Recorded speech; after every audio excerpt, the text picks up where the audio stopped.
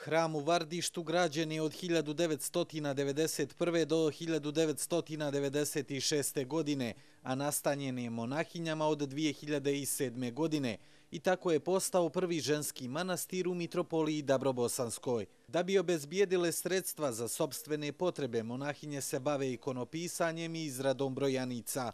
Svaka donacija je dobrodošla. Kao i mnogo puta do sada, izvor velike pomoći nam je bio Mećavnik, to jeste profesor Kusturica. Pa ovim putem zahvaljujemo pošto smo nas posjetili u dane kada post počinje i zaista nas prijatno kao i do sada više puta obradovali.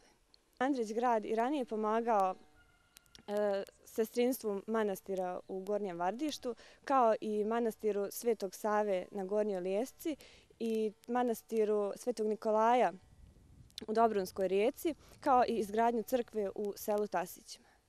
Na uređenju manastirskog kompleksa urađeno je dosta, ali nedostaju sredstva za manastirski konak.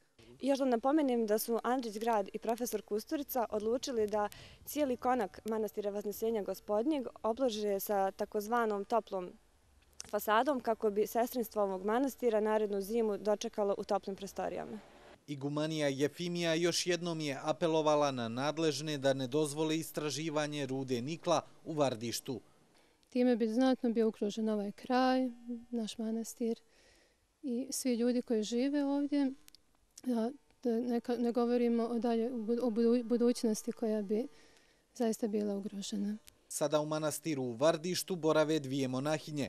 Dovršetkom izgradnje manastirskog konaka stekli bi se uslovi da se sestrinstvo proširi.